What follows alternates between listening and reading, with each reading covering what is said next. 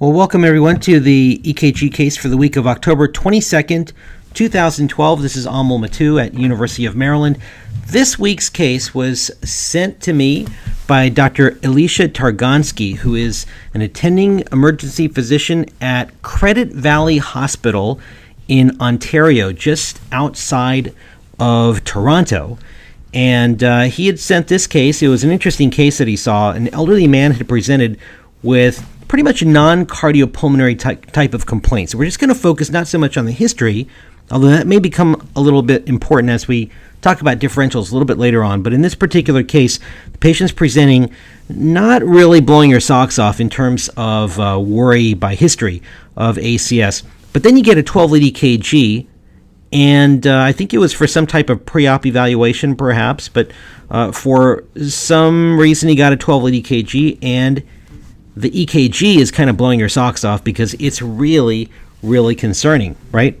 What you're looking at on this 12-lead EKG, you've got a person who looks for all the world like he's having an acute anterior wall STEMI. There's no R waves in those precordial leads. You've got some fairly sizable Q waves out there, especially V4, V5, and some god-awful looking ST segment elevation in V4, V5, and probably some ST segment elevation in V3, maybe in V2 as well. So it sure as heck looks like he's having a big anterior wall STEMI, and he's already starting to develop Q waves. Now, fortunately, as I mentioned a couple of times, he wasn't complaining of significant cardiopulmonary complaints, but it gives us a great opportunity to talk about some of the EKG findings in this particular case.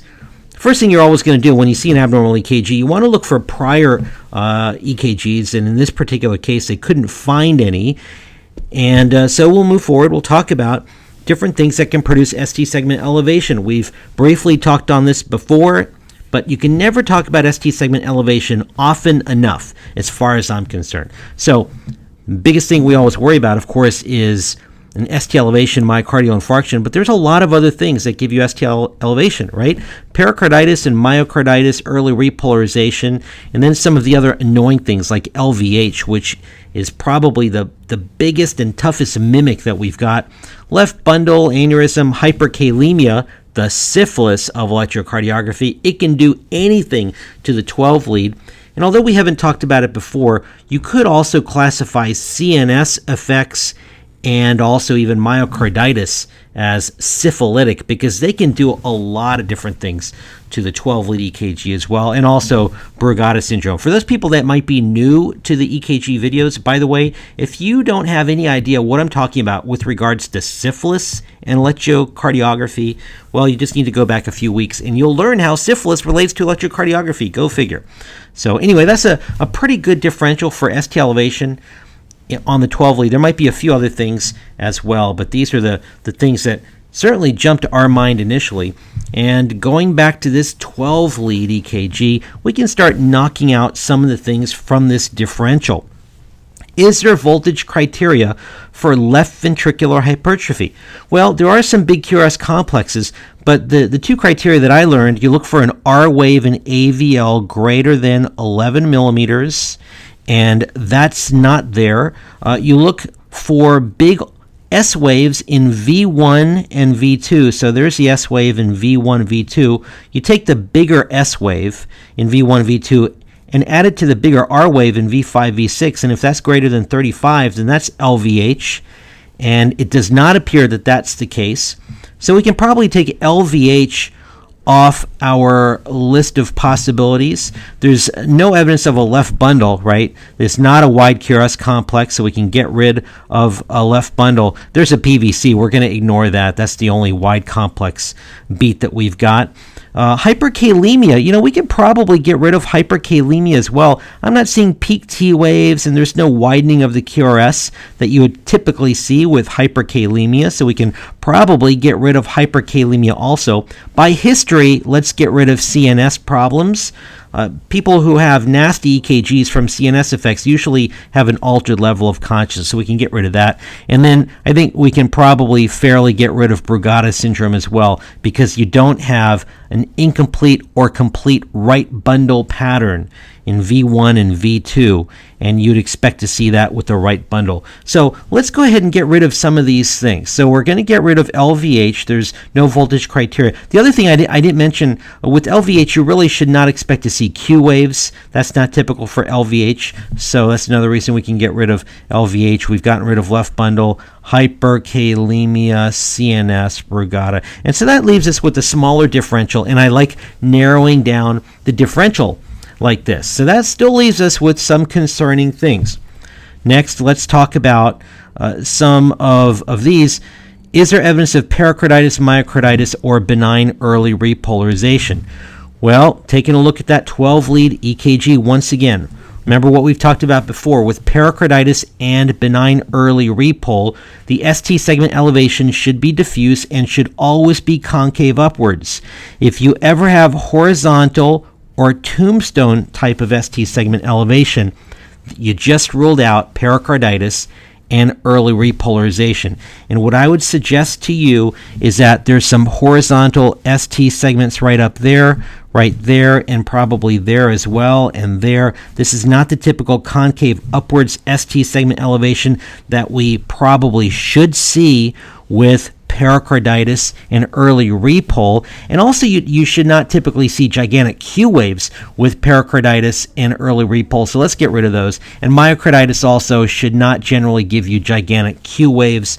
And so based on some of those ST segment morphologic abnormalities and the Q waves, we're going to get rid of a few of those things. And also there's no PR depression, and so that knocks down our concern for pericarditis, or at least viral pericarditis. It gets rid of that. So we've gotten rid of pericarditis, myocarditis, benign early repol. It's nice how we're narrowing this list based on some simple things. And that leaves us with two possibilities: ST segment elevation MI and ventricular aneurysm. So going back up here, well, in many respects, this could be either one. And if the patient had some type of cardiopulmonary complaint, then you definitely would have to worry a lot more about STEMI in this particular case. But how do you distinguish between STEMI versus true ventricular aneurysm? There's a few clues. First of all, STEMI ought to give you some concerning signs and symptoms. Aneurysm, if you're lucky, these patients will not present with concerning signs or symptoms. There's a few other helpful clues as well. If you get serial EKGs, and I'm going to put this slide up here right now, when in doubt, you always get serial EKGs. We've emphasized that many times before on the EKG videocast. Get serial EKGs. Remember, how much does an EKG cost? Practically nothing. It's a piece of paper and ink. So when in doubt, don't be cheap. Get some serial EKGs, and that can be very helpful. With the true STEMI, you'll probably, not always, but probably see some evolving changes over the next 15, 20, 30 minutes, over an hour. So be liberal about getting serial EKGs. With the aneurysm, you really should not see evolving changes. With an ST segment elevation, you may or may not see Q waves, whereas with the ventricular aneurysm, there are always Q waves. You pretty much will not develop a ventricular aneurysm unless you have Q waves from a previous transmural, also previously known as a Q wave MI, transmural MI. Aneurysms are pretty much only going to form with big MIs, and so an aneurysm is always going to be associated with Q waves. If you have an early STEMI, you may not see Q waves. So if you see Q waves, it doesn't rule in or out anything, but if you don't see Q waves, you just ruled out a ventricular aneurysm. So that's helpful as well. With the ventricular aneurysm, you really should not see reciprocal changes, and that's another helpful clue. With the STEMI, you oftentimes do. Not always, but you often do. So if you see reciprocal changes, you just ruled out an aneurysm. All right, so there's some helpful clues that I'll summarize once again. Concerning signs or symptoms, go with STEMI. If you see evolving changes, go with STEMI. If you don't see Q waves, go with STEMI. If you see reciprocal changes, go with STEMI. And if you get an old EKG which looks different, go with STEMI. If the old EKG does not look any different, then it's probably the aneurysm.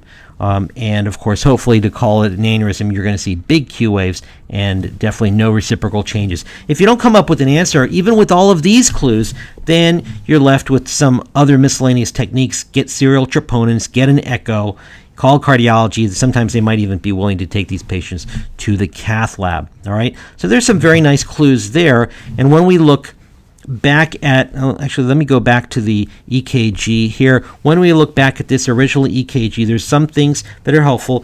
Notice you definitely have Q waves.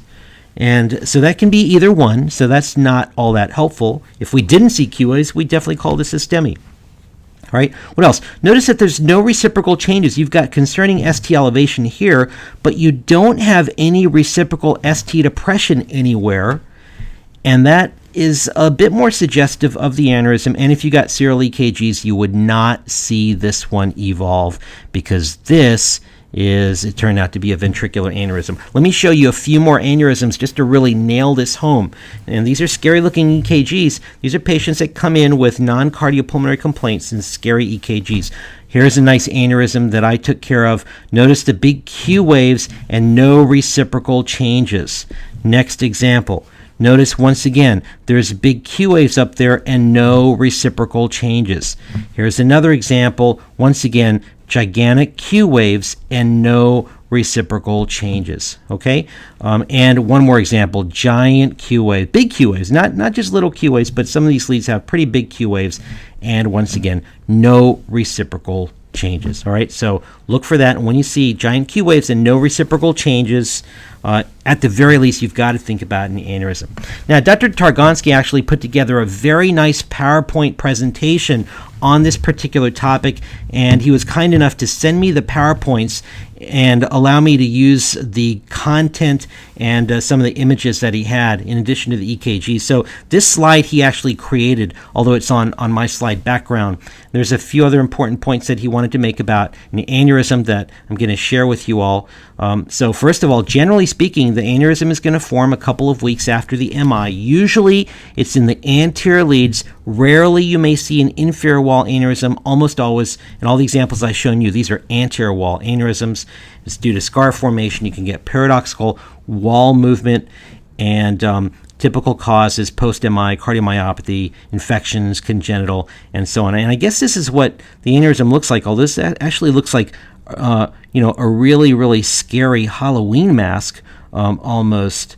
We got Halloween coming up here in the United States, so I'm thinking about what type of mask to wear. I'm going to see if I can go to a local store and get a ventricular aneurysm mask for Halloween. That's pretty scary looking, if that's what it really looks like. Clinical significance of an aneurysm: you can get poor ejection fraction, CHF, cardiomyopathies, you can get arrhythmias, you can get death, the worst complication of all, and also embolization. Don't forget, because you've got this aneurysm that's not beating, you can get clots forming in there, and typically these patients need to be on anticoagulation. Take-home points: remember, key point here, key point for the EKG series, the EKG point that we'll leave with: not everything that produces ST elevation is MI or pericarditis. There's a bunch of things that produce ST segment elevation, but with some very simple reasoning, you can narrow that differential. Hopefully, we're able to demonstrate that for you. If you can't explain the ST elevation, get serial troponins, get a stat echo, get cardiology involved. And also remember that these patients do have risk for arrhythmia and also embolization.